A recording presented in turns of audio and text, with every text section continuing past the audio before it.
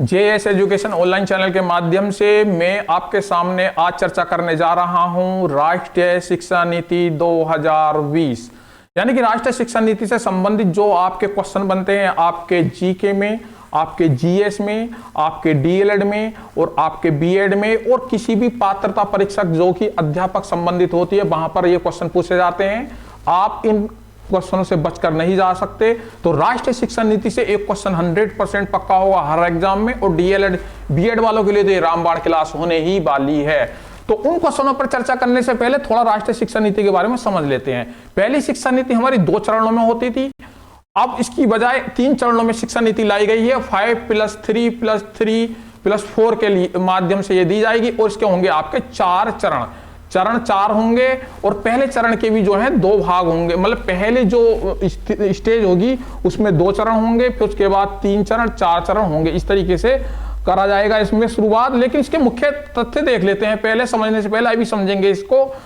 महत्वपूर्ण तथ्य क्या है?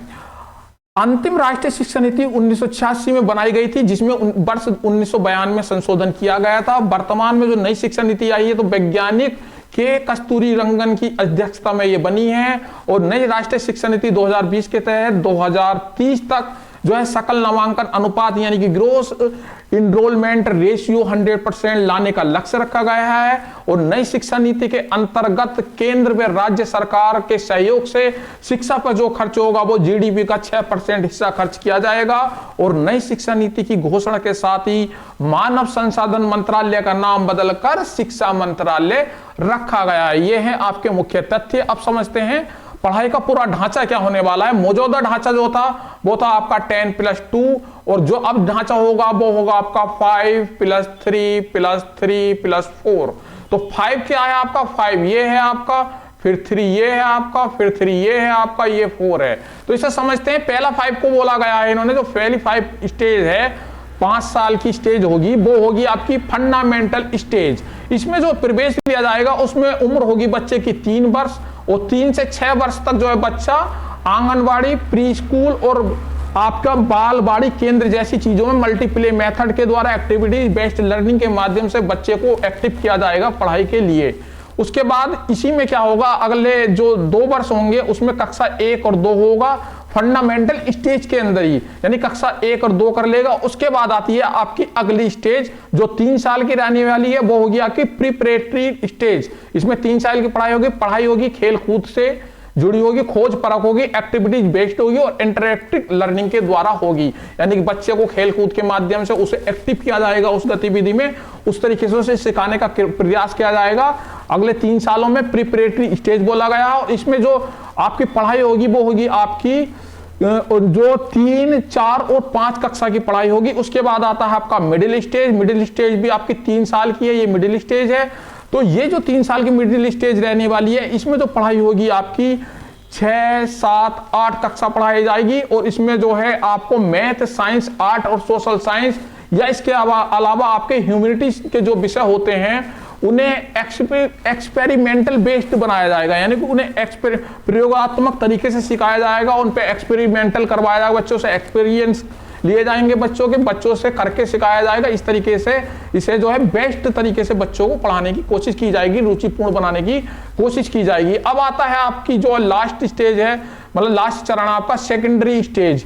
तो ये भी 4 साल का होने वाला है। इसमें जो है multiple disciplinary study, critical thinking यानी कि रचनात्मक सोच है, सोच विचार चिंतन पर जोर दिया जाएगा।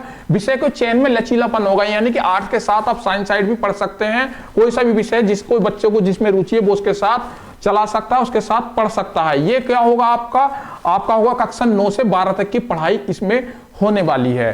तो अब आगे देखते हैं जो उच्च शिक्षा है उसका क्या पैटर्न रहेगा, यानी कि जो आपका बीए बीएससी है। तो उसके से पहले यहां पर देखते हैं भारतीय उच्च शिक्षा आयोग ने यहां पर जो बना है उसके बारे में। नई शिक्षा नीति एनईपी में देश भर के उच्च शिक्षक संस्थानों के लिए एक एकल नियामक अर्थात भारतीय उच्च शिक्षा परिषद, Higher Education Commission of India यानी कि HECI की परिकल्पना की गई है, जिसमें विभिन्न भूमिकाओं को पूरा करने हेतु कई कार्य क्षेत्र होंगे। भारतीय उच्च शिक्षा आयोग चिकित्सा एवं कानूनी क्षेत्र शिक्षा को छोड़कर पूरे उच्च शिक्षा क्षेत्र के लिए एक एकल निकाय के रूप में कार्य करेगा। क्या रूपरेखा रहने वाली, जैसे अब 12वीं के बाद बच्चा क्या करता है, अगले 4 साल क्या पढ़ेगा, वो करेगा आपका ग्रेजुएशन कोर्स होगा अगले 4 साल का। तो अगले 4 साल का जो ग्रेजुएशन कोर्स होगा, आप मान लीजिए बीए कर रहे हैं, या आप बीएससी कर रहे हैं, या आप बीकॉम कर रहे हैं, या कोई भी आप ग्रेजुएशन कोर्स कर रहे हैं, तो वो किस तरीके से डिजाइन किया जाएगा। तो अब ऐसा नहीं होगा कि बच्चे ने 1 साल बीए किया है तो वो कंप्लीट नहीं हुआ, 3 साल ही करना होगा, इस तरीके से नहीं होगा। इसमें क्या होगा, फर्स्ट ईयर में अगर बच्चा कंप्लीट कर लेता है बीए या बीएससी का तो सर्टिफिकेट दिया जाएगा उस कोर्स का। सेकेंड ईयर में जो होगा एडवांस डिप्लोमा दे दिया जाएगा अगर सेकेंड ईयर में आकर वो पढ़ाई बंद कर देता है तो। यदि थर्ड ईयर में आकर पढ़ाई बंद करता है तो उसे डिग्री दे दी जाएगी, और वो 4 सालों तक कंप्लीट रखता है अपना अध्ययन, यानी कि 4th ईयर भी पूरा करता है तो बैचलर्स डिग्री के साथ साथ रिसर्च सर्टिफिकेट भी बच्चे को दिया जाएगा। यह है इनका ग्रेजुएशन बेस्ड प्रोग्राम। अब यहां पर कुछ मुख्य बिंदुओं पर ध्यान देते हैं। देखिए पाठ्यक्रम और मूल्यांकन संबंधी सुधार क्या हुए हैं, ये इन्होंने बना दिए, लेकिन इनका पाठ्यक्रम क्या होने वाला है। जो पाठ्यक्रम बनेगा, ये बन रहा है, ये जिस पर धीरे धीरे लागू भी कर दिया गया है कुछ राज्यों में, कुछ यूनिवर्सिटी में, तो वो इस तरीके से है। इस नीति के अनुसार कला और विज्ञान, व्यावसायिक तथा शैक्षणिक विषयों एवं पाठ्यक्रम पर पाठ्योत्तर गतिविधियों के बीच बहुत अधिक अंतर नहीं होगा। यानी कि जो विषय हैं आपके कला विज्ञान व्यावसायिक शैक्षणिक विषयों में के पाठ्यक्रम में जो गतिविधि होंगी, लगभग उनको जो है एक दूसरे से समरूपता के तहत मिला जुला कर पढ़ाया जाएगा। कक्षा 6 से ही शैक्षिक पाठ्यक्रम में व्यावसायिक शिक्षा को शामिल कर दिया जाएगा, और इसमें इंटर्नशिप की व्यवस्था भी की जाएगी, यानी बच्चों को व्यावसायिक शिक्षा दी जाएगी, प्रोफेशनल शिक्षा दी जाएगी कि बच्चा कुछ सीख सके, किसी चीज की ट्रेनिंग ले सके, और इंटर्नशिप के लिए विभिन्न जो भी वो कोर्स कर रहा है, जो भी चीज वो शैक्षिक या किसी भी व्यवसाय की जो भी वो शिक्षा ले रहा है उससे संबंधित इंटर्नशिप के लिए उसे भेजा जाएगा। राष्ट्रीय शैक्षिक अनुसंधान प्रशिक्षण परिषद, national counselling of education research and training यानी कि NCERT द्वारा स्कूली शिक्षा के लिए राष्ट्रीय पाठ्यक्रम रूपरेखा यानी कि national curriculum framework for school education तैयार किया जा रहा है या किया गया है। कक्षा 10 और कक्षा 12 की परीक्षाओं में बदलाव किए जाएंगे आने वाले समय में, बहुत जल्दी आपको देखने मिलेंगे। इसमें भविष्य में सेमेस्टर या बहुविकल्पीय प्रश्नों आदि जैसे सुधार भी शामिल होंगे, और इसमें जो है फिर छात्रों की प्रगति के मूल्यांकन के लिए मानक निर्धारित किए जाएंगे, जैसे कि परख नामक एक नए राष्ट्रीय आकलन केंद्र की स्थापना की जाएगी, और छात्रों की प्रगति के मूल्यांकन तथा छात्रों को अपने भविष्य से जुड़े निर्णय लेने में कृत्रिम बुद्धिमत्ता यानी कि आर्टिफिशियली इंटेलिजेंट का भी प्रयोग करने की सुविधा होगी। तो आगे देखते हैं इससे संबंधित जो आपके क्वेश्चन बनते हैं। तो सबसे पहला आपका प्रश्न है यहां पर, भारत में पहली राष्ट्रीय शिक्षा नीति की घोषणा कब की गई थी? तो 1968 में की गई थी, और जो 1968 में पहली राष्ट्रीय शिक्षा नीति लाई थी वो लाई थी इंदिरा गांधी। और तीसरा क्वेश्चन बनता है, भारत में दूसरी राष्ट्रीय शिक्षा नीति की घोषणा किस वर्ष हुई? 1986 में हुई थी। और भारत में नई राष्ट्रीय शिक्षा नीति 2020 की घोषणा कितने वर्ष बाद हुई है? तो वो ही आपकी 34 वर्ष बाद 2020 में। और 2020 की जो राष्ट्रीय शिक्षा नीति है वो कब लागू हुई है? 2021-22 में। अगला क्वेश्चन देखते हैं, क्वेश्चन नंबर 6, नई शिक्षा नीति 2020 के मसौदा समिति यानी कि ड्राफ्टिंग कमेटी के अध्यक्ष कौन है? तो डॉक्टर कृष्ण स्वामी कस्तूरीरंगन। और क्वेश्चन नंबर 7 है यहां पर, नई शिक्षा नीति 2020 को किस बिल के अंतर्गत जारी किया गया है? तो वो किया गया है आपका NHEB। और क्वेश्चन नंबर 8, भारत में नई शिक्षा नीति 2020 को कैबिनेट की मंजूरी कब मिली थी? तो 29 जुलाई 2020 को मिली थी इसे। और नई शिक्षा नीति 2020 को किस शिक्षा नीति की जगह पर लागू किया गया है? तो 1986 की राष्ट्रीय शिक्षा नीति की जगह पर नई शिक्षा नीति 2020 को लागू किया गया है। और क्वेश्चन नंबर 10, राष्ट्रीय शिक्षा नीति 2020 के अंतर्गत कितनी आयु वर्ग तक के बच्चों को शिक्षा के अधिकार कानून द्वारा 2009 के अंतर्गत जो शिक्षा का अधिकार कानून था तो रखा गया है? तो वो है आपके 3 वर्ष से 18 वर्ष के आयु वर्ग वाले बच्चे। और क्वेश्चन नंबर 11, नई शिक्षा नीति 2020 में कौन सी भाषा को कक्षा 5 तक खत्म कर दिया गया है? तो वो अंग्रेजी भाषा को खत्म कर दिया गया है। तो अब जो है कक्षा 5 तक जो है स्थानीय भाषा, मातृभाषा और क्षेत्रीय भाषा में बच्चे को शिक्षा दी जाएगी। नई शिक्षा नीति 2020 के अनुसार कौन सी कक्षा तक की शिक्षा को मातृभूमि, स्थानीय भाषा और क्षेत्रीय भाषा के में कराया जाएगा, वो कक्षा 5 तक की पढ़ाई जो है बच्चों को कराई जाएगी। नई राष्ट्रीय शिक्षा नीति 2020 का लक्ष्य किस वर्ष तक 3 से 18 वर्ष के प्रत्येक बच्चे को गुणवत्तापूर्ण व समावेशी शिक्षा प्रदान करने का लक्ष्य है, वो है वर्ष 2030 तक। यानी वर्ष 2030 तक प्रत्येक 3 से 18 साल के बच्चे को गुणवत्तापूर्ण और समावेशी शिक्षा प्रदान की जाने का लक्ष्य इस नीति में है। 15 किसी वर्ष तक स्कूली शिक्षा में 100% यानी कि जो ग्रोस एनरोलमेंट रेशियो है, जो 100% प्राप्त के साथ तो माध्यमिक स्तर पर एजुकेशनल फॉर ऑल का लक्ष्य रखा गया है, वो 2030 तक रखा गया है। और इसके बाद जो आती है आपका अगला क्वेश्चन नंबर 16, भारत के शिक्षा मंत्रालय के पहले शिक्षा मंत्री कौन है? तो वो हैं आपके रमेश पोखरियाल निशंक।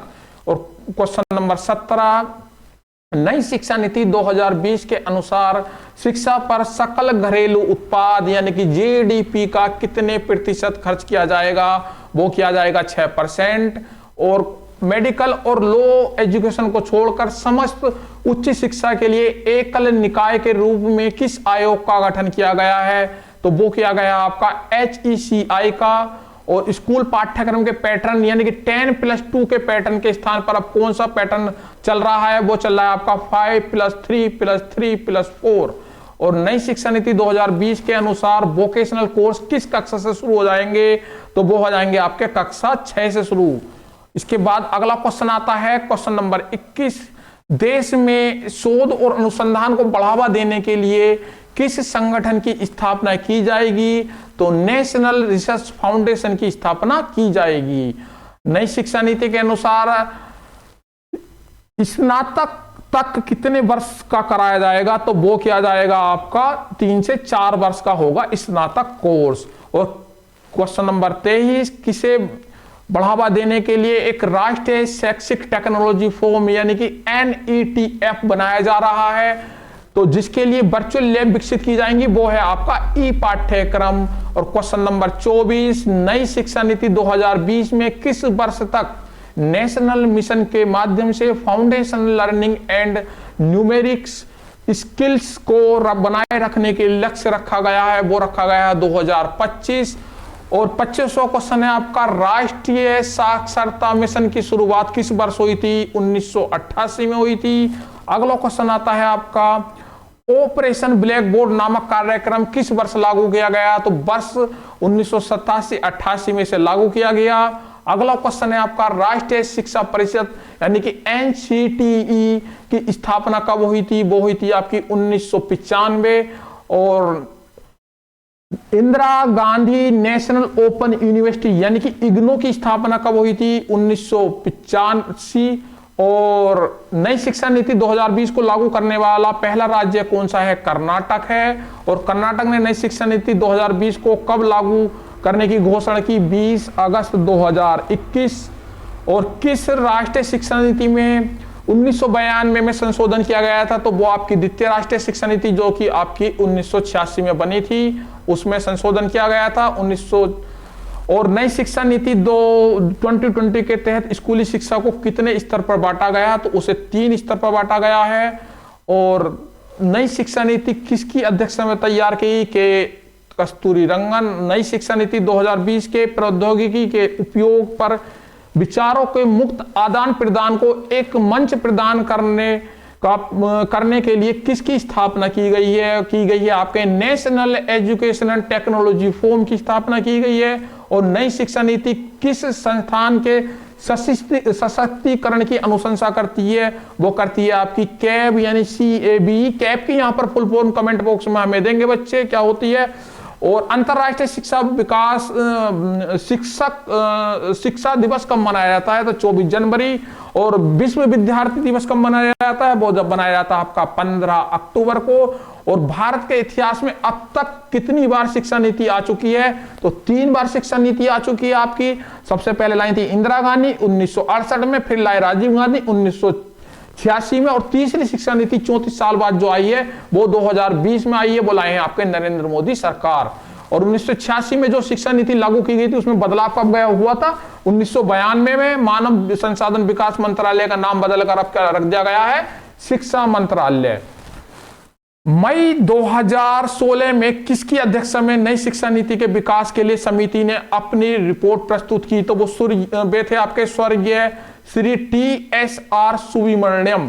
और 42वां क्वेश्चन है आपका, राष्ट्रीय शिक्षा नीति 2020 के अनुसार शिक्षक ग्रेड तक मातृभाषा या क्षेत्रीय भाषा में पाठ्य पढ़ाने में सक्षम होंगे ग्रेड 5 तक, यानी किस ग्रेड तक होंगे? ग्रेड 5 यानी या क्लास 5 इसे आप कह सकते हैं। 43 क्वेश्चन, किस वर्ष तक शिक्षण के लिए न्यूनतम डिग्री योग्यता 4 वर्षीय एकीकृत बीएड होने जा रहा है, यानी कि 4 वर्ष का आपका जो बीएड होने जा रहा है वो होने जा रहा है 2030 तक। और जून 2017 में नवगठित प्रारूप NEP 2020 के अध्यक्ष डॉक्टर कस्तूरी रंगन और राष्ट्रीय शिक्षा नीति 2020 के अनुसार उच्च शिक्षा में सकल नामांकन अनुपात कितना प्रतिशत बढ़ाया जाएगा? यहां पर उच्च शिक्षा की बात हो रही है, तो उच्च शिक्षा में 50% जो है इस अनुपात को बढ़ाने का प्रयास किया जाएगा। तो इस शिक्षा नीति से आपने देखा कि यहां पर हमने प्रयास किया राष्ट्रीय शिक्षा नीति के मुख्य बिंदुओं को उठाने का, वहां से जो क्वेश्चन बनते हैं उन बिंदुओं पर बात करने की। तो यहां से अनिवार्य रूप से आपके लिए एक ना एक क्वेश्चन बनेगा, जरूर बनेगा। हमारे साथ ऐसे ही इंटरेस्टिंग टॉपिक के लिए जुड़े रहिएगा। हम प्रयास करते हैं जो DLED BEd या किसी भी प्रकार की शिक्षक पात्रता परीक्षा दे रहे हैं उनके लिए, जहां भी सामान्य अध्ययन से यानी कि GK GS से संबंधित प्रश्न पूछा जाता है, करंट अफेयर से संबंधित प्रश्न पूछा जाता है, उसके लिए भी साथ साथ ये क्लास बहुत बेनिफिट देंगी आपको। तो आज के लिए इतना ही। नमस्कार, धन्यवाद।